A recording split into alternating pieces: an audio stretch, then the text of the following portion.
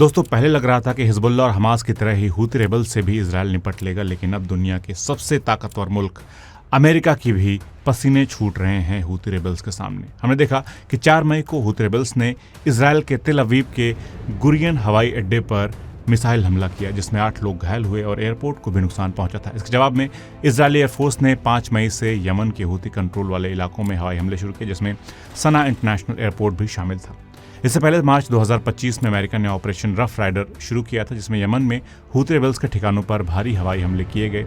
खबर आई कि 500 से 600 हूती रेबल्स मारे गए थे और उनके हथियारों को भी तबाह किया गया था, लेकिन हूती पीछे नहीं हटे, बल्कि और मजबूती से इजराइल और अमेरिका का मुकाबला करने लगे। अब तक हूती रेबल्स ने 190 से ज्यादा जहाज़ों पर हमला कर उनको डुबो दिया है। इसकी वजह से लाल सागर से गुजरने वाली शिप्स के नंबर्स 60% तक गिर चुके हैं और कंपनियां अफ्रीका के केप ऑफ गुड होप के रास्ते जहाज भेजने को मजबूर हैं, जिससे कार्गो की लागत बढ़ गई है। हालात यहां तक पहुंच गए हैं कि मई 2025 में अमेरिका और हूती रेबल्स के बीच ओमान में एक बैठक हुई और सीज फायर की बात हुई, लेकिन हूती रेबल्स ने साफ कर दिया है कि वे इजराइल को निशाना बनाते रहेंगे जब तक वो गजा पर जुल्म करेगा। ऐसे में सवाल उठता है कि वो क्या वजहें हैं कि अमेरिका जैसा सुपर पावर वाला देश भी हूती रेबल से बातचीत करने के लिए उसको टेबल पर आना पड़ा, जबकि अमेरिकन नेवी तो बहुत ताकतवर है। हालांकि आज हूती रेबल्स के बारे में बहुत ज़्यादा बात हो रही है, लेकिन इसकी शुरुआत पर नज़र डालें तो हम देखते हैं कि 1990 के शुरुआती सालों में ये ग्रुप कुछ नौजवानों ने शुरू किया था, लेकिन जल्द ही ये यमन में मशहूर हो गया। इसकी अगुवाई कर रहे थे हुसैन अल हूती। शुरू में इनका ध्यान इस्लाम के जैदी शिया कम्युनिटी को उनका हक दिलाने के नाम पर था, लेकिन जैसे ही अमेरिका ने इराक पर हमला किया तो हूती रेबल्स का रवैया क्रांतिकारी हो गया। थोड़े ही वक्त में उन्होंने यमन की सरकार पर सवाल उठाने शुरू कर दिए। अगले 10 सालों तक यमन के राष्ट्रपति अब्दुल्ला सालेह ने उन्हें दबाने की कोशिश की। इससे हूती रेबल्स को यमन के उत्तर के पहाड़ों में भागना पड़ा। यमन और सऊदी अरब के बीच फंसे हूती रेबल्स ने धीरे धीरे मिडिल ईस्ट के दूसरे शिया गुटों से नज़दीकियां बढ़ाईं। फिर उन्होंने ईरान और उसके एक्सिस ऑफ रेजिस्टेंस का साथ लेना शुरू किया। साल 2011 में जब यमन में क्रांति हुई तो लड़ाई धीरे धीरे ईरान सऊदी के बीच छुपी हुई जंग का हिस्सा बन गई। जब ये क्रांति सिविल वॉर में बदल गई तब हूती रेबल्स ने बड़ी चालाकी से यमन के अंदर हालात को अपने हक में कर लिया। उन्होंने उस वक्त के हटाए गए राष्ट्रपति सालेह से हाथ मिला लिया और फरवरी 2015 तक राजधानी सना पर कब्जा कर लिया। लेकिन जब सालेह को दोबारा सत्ता मिली तो उन्होंने हूती रेबल्स से मुंह मोड़ लिया, मगर तब तक हूती रेबल्स ने सालेह की सेना में अपने लोग घुसा दिए थे। थोड़ी सी लड़ाई के बाद हूती रेबल्स ने सालेह को हटा दिया और सेना पर कब्जा कर लिया और रातों रात ये छोटा सा विद्रोही ग्रुप उत्तर यमन की फौज और देश का मालिक बन गया। सबसे बड़ी बात यह थी कि अब उन्हें समुद्र तक पहुंच मिल गई थी। अब हूती रेबल्स के पास बाब अल मंडेब जैसा इलाका था जो सिर्फ 30 किलोमीटर चौड़ा है, जहां से ग्लोबल सप्लाई होती है। यह रास्ता सामान ले जाने वाले जहाज़ों के लिए बहुत ज़रूरी है। तो वहीं दूसरी तरफ इस इलाके में समुद्री लुटेरों के पास भी बहुत मौका होता है। हूती रेबल्स भी इसमें कूद गए। समुद्र तक पहुंच मिलते ही उन्होंने नई सप्लाई लाइनें बनाई, हथियारों के इंटरनेशनल कारोबार में घुस गए। हालांकि बाद में उन्हें अदन नाम के पोर्ट शहर को छोड़ना पड़ा था, फिर भी समुद्र में लूट और काले कारोबार से उन्हें बहुत पैसा मिला। 2020 तक ये कमाई $1.5 अरब से भी ज्यादा पहुंच चुकी थी।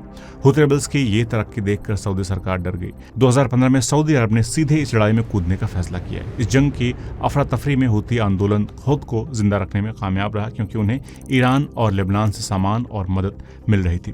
सालों तक चले सऊदी अरब के हवाई हमलों ने हूती रेबल्स को सिखा दिया कि कैसे छुपकर लड़ना है और गुरिल्ला वॉर कैसे करना है। जब हूती रेबल्स ने यमन के कई पोर्ट्स पर कब्जा कर लिया तो उन्हें यमन की पुरानी नेवी के कुछ खतरनाक हथियार भी मिल गए, जैसे कि दुश्मन के जहाज़ों को उड़ाने वाले मिसाइल, पानी के नीचे चिपकाने वाले बम जिसे लिम्पेट माइंस कहते हैं। फिर ईरान की मदद से हूती रेबल्स ने इन पुराने हथियारों को दोबारा बनाया, उन्हें और खतरनाक हथियारों में तब्दील कर दिया।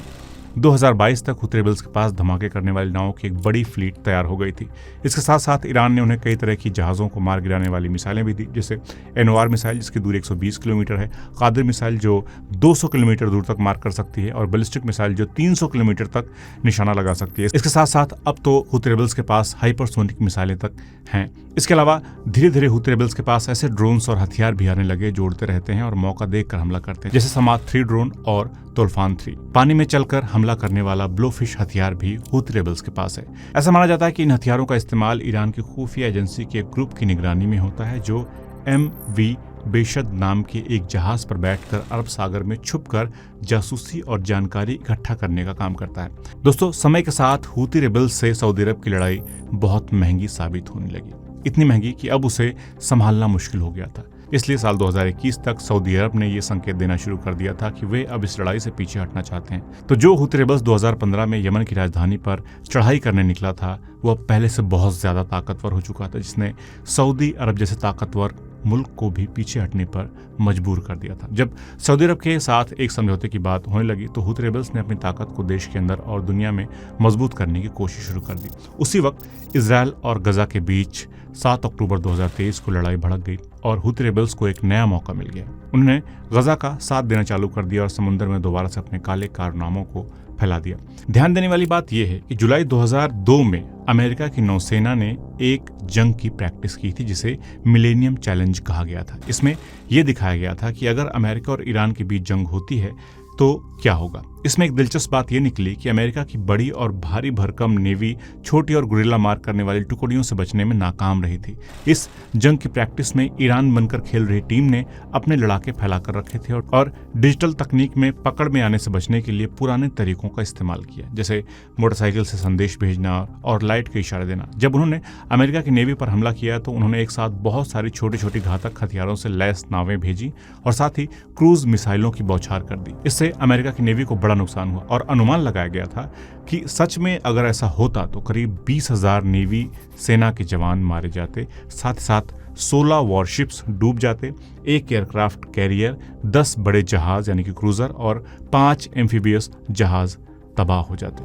अब 23 साल बाद अमेरिकन नेवी एक वैसी ही परेशानी का सामना कर रही है। हाँ, हुती रेबल्स के पास ईरान जैसी ताकत नहीं है, लेकिन अमेरिका की नेवी की भी अपनी बंदिशें हैं क्योंकि जियोपॉलिटिकल हालातों ने उसे बांध रखा है। जैसे साउथ चाइना सी में हालात बिगड़ रहे हैं, मगर अमेरिका अपने ज़्यादा जवान और जहाज उस ओर भी नहीं भेज सकता क्योंकि उसके पास रिसोर्सेज कम है। अब कितनी भी बड़ी आर्मी हो, हर जगह तो अमेरिकी जहाज नहीं भेजे जा सकते हैं।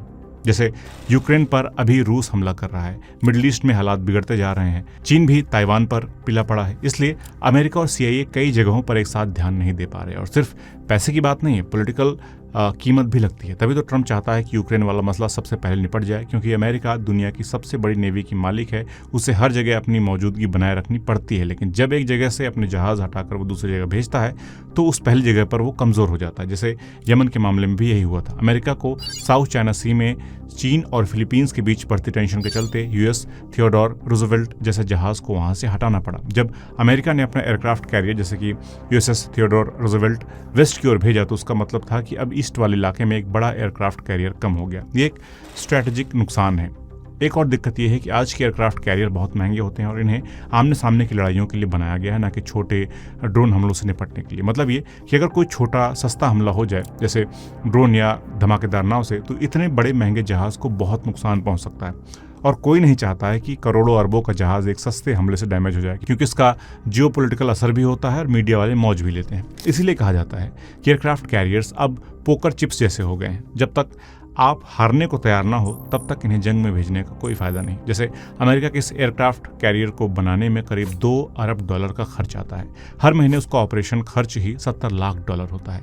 अगर थोड़ा भी नुकसान हो जाए तो उसकी मरम्मत पर सैकड़ों मिलियन डॉलर लग सकते हैं। जैसे साल 2000 में हुआ भी था जब USS कोल बम धमाका हुआ था। अलकायदा ने एक छोटी सी विस्फोटक नाव बनाई थी जिसकी कीमत $10 लाख से भी कम थी, लेकिन उस हमले से अमेरिका को $24 करोड़ का नुकसान हुआ और 17 नौसैनिकों की जान चली गई थी। इसी तरह अमेरिका की एक मिसाइल दागने में $1 से $4.5 मिलियन तक का खर्चा आता है। अगर ऐसी महंगी मिसाइलों को 2000 रुपए के ड्रोनों से उड़ाया जाए तो वो ऐसा है जैसे मच्छर मारने के लिए बंदूका चला देना। ऐसी स्थिति में ये कहना मुश्किल हो जाता है कि असल में जीत कौन रहा है और हार कौन रहा है। अल जज़ीरा की रिपोर्ट के मुताबिक दिसंबर 2023 तक ऑपरेशन प्रॉस्पेरिटी गार्डियन पर 1.8 से $4 अरब के बीच खर्च आया था। हालांकि 2025 में इस ऑपरेशन की लागत और बढ़ गई। मार्च 2025 में एक पूर्व अमेरिकी नेवी अफसर ने बताया कि ऑपरेशन प्रॉस्पेरिटी गार्डियन की महीने की लागत लगभग $600 मिलियन है, जिसमें अकेले एक एयरक्राफ्ट कैरियर पर दिन भर में $6 से $8 मिलियन तक खर्च होता है। ये कोई छोटा मोटा खर्च नहीं है। इससे पहले इराक और अफगानिस्तान की जंगों ने अमेरिकी जनता को विदेशी जंगों से ऊब दिला दी थी, इसलिए ट्रंप ने भी इसे चुनावी मुद्दा बनाकर सत्ता हासिल की। इस लड़ाई की वजह से अमेरिका की पुरानी चाल जो ये थी कि साथी देशों के साथ मिलकर जंग लड़ना है, वो अब कारगर नहीं रह गई है और गजा को लेकर लगातार आलोचना हो ही रही है। अब बचा कौन? यूरोप। लेकिन उनसे भी कोई खास मदद नहीं मिल रही। यूरोप की नेवल टास्क फोर्स, जिसे ऑपरेशन एस्पिडास कहते हैं, वो अमेरिका से बिल्कुल अलग सोच पर काम कर रही है। उनका मिशन कहता है कि वे यमन की ज़मीन पर सीधे हमला नहीं करेंगे, बल्कि सिर्फ जहाज़ों की सिक्योरिटी तक सीमित रहेंगे। लेकिन यूरोपियन नेवी के सामने कई और समस्याएं हैं, जैसे पहले तो काबिलियत की ही है और दूसरी है हौसले की। सीधी बात यह है कि यूरोपियन फ्लीट के पास न तो इतने जहाज़ हैं कि वे हूती रेबल्स से निपट सकें, क्योंकि शुरू से ही उनका मिशन इस काम के लिए बना ही नहीं था, डिज़ाइन ही नहीं किया गया था। और जहां कहीं भी कुछ जहाज़ इकट्ठा किए जा सकते हैं, वहां भी यूरोपीय कमांड सिस्टम और अमेरिका ब्रिटेन की नेवल टास्क फोर्स के बीच तालमेल नहीं हो पा रहा है, जिससे हालात और ज़्यादा बिगड़ गए हैं। इन सब दिक्कतों को देखते हुए ये हैरानी की बात नहीं है कि अमेरिका और यूरोप दोनों के ऑपरेशंस नाकाम साबित हुए हैं। अमेरिकी नेवी को इस तरह जूझते देखकर हूती रेबल्स को और हिम्मत मिली है, जिसकी वजह से उन्होंने बीते कुछ महीनों में ज़बरदस्त अटैक्स किए हैं। जैसे हम देखें तो जनवरी 2017 से जून 2021 तक 4 साल में हूती रेबल्स ने सिर्फ 24 समुद्री ड्रोन हमले किए थे, यानी औसतन हर 70 दिन में एक हमला। लेकिन नवंबर 2023 से जुलाई 2024 के बीच उन्होंने 77 हमले किए, यानी औसतन हर 3 दिन में एक हमला। अब तक टोटल 190 जहाज़ों को निशाना बना चुके हैं। इस तरह के हमलों का असर बीमा कंपनियों पर भी पड़ा है। उन्होंने जहाज़ों को बीमा कराने के रेट यानी कि प्रीमियम बहुत बढ़ा दिए हैं, और इन बढ़ी हुई लागतों का असर पूरी सप्लाई चेन पर पड़ता है। जैसे अगर जहाज़ों को हूती रेबल्स के खतरे से बचने के लिए केप ऑफ गुड होप के रास्ते से भेजा जाता है, तो इसमें 10 दिन का ज़्यादा समय लगता है, और ग्लोबल ट्रेड में हर एक दिन की देरी का मतलब है ज़्यादा फ्यूल खर्च, ज़्यादा क्रू सैलरी और ज़्यादा बीमा का प्रीमियम। तो कुल मिलाकर सामान लाना और ले जाना काफ़ी महंगा हो जाता है। अब चूंकि कोई दादागिरी काम नहीं कर रही, इसलिए अमेरिका ने हूती रेबल्स के साथ बैठक की, लेकिन उसमें भी हूती रेबल्स ने अपनी बात साफ कर दी कि वो गजा का साथ नहीं छोड़ेंगे। इसलिए अब अमेरिका के पास सिर्फ 3 ऑप्शंस बचते हैं, जिनमें से किसी एक पर आने वाले दिनों में वो काम करता हुआ दिखाई दे सकता है। पहला ये है कि अमेरिका चाहता है कि यमन की जो ऑफिशियल सरकार यानी कि एडन गवर्नमेंट, उसको वो मजबूत करे। लेकिन समस्या ये है कि ना तो यमन में इस सरकार की चलती है और ना इसके पास फंड्स हैं, और करप्शन इतना ज़्यादा है कि अमेरिका पैसा लगाने से पहले 10 बार सोचेगा। लेकिन इसके अलावा और कोई है भी नहीं जो हूती रेबल्स के अलावा यमन की जनता के साथ एक सिस्टमैटिक तरीके से खड़ा हो सके। हालांकि अमेरिका को अफगानिस्तान वाले एक्सपीरियंस याद है, इसलिए उसको मालूम है कई बार ये तरीका काम नहीं करता। उसके पास जो दूसरा रास्ता है वो ये है कि यूनाइटेड नेशंस के जरिए वो मामले में हस्तक्षेप करे, लेकिन ट्रंप ने आते ही उनके साथ भी रिलेशंस खराब कर लिए हैं। ऐसे में इस बात की उम्मीद भी बहुत कम लगती है। और तो और यूएन में चीन और रूस शायद ही अमेरिका से सहमत हों। चीन को मनाने के लिए ताइवान उसे सौंपना होगा, और रूस को मनाने के लिए यूक्रेन, जो कि काफ़ी महंगा सौदा होगा अमेरिका के लिए। इसलिए इस विकल्प की भी उम्मीद कम है। तीसरा रास्ता है कि अगर अमेरिका वाकई में हूती रेबल्स को रोकना चाहता है, तो वो कोशिश कर सकता है कि गजा में चल रही इजरायली मनमानी को किसी तरह रोके। तभी हो सकता है कि हूती रेबल्स अटैक्स करना बंद करेंगे, लेकिन इससे इजरायल खफा हो जाएगा, जो ट्रंप कभी नहीं चाहेगा। मतलब कि अमेरिका को लाल सागर ने बहुत हद तक फंसा दिया है, और फिलहाल उसे कोई रास्ता नहीं सूझ रहा है। वो ना तो हूती रेबल्स को मिलिट्री ताकत से रोक पा रहा है और ना ही बातचीत से। उम्मीद करते हैं कि गजा में इजरायल की मनमानी खत्म होगी, और उसी के साथ हूती रेबल्स भी जहाज़ों पर हमले बंद कर देंगे। आप क्या सोचते हैं कि हूती रेबल्स को अमेरिका के साथ समझौता कर लेना चाहिए, या फिर इजरायल की दादागिरी के खिलाफ लड़ते रहना चाहिए? कमेंट करके बताएं। दोस्तों, जल्द मिलते हैं ऐसे ही किसी एक और टॉपिक के साथ। तब तक ख्याल रखिए, और मास्क वगैरह प्लीज़ पहनना चालू कर दीजिए। नमस्कार।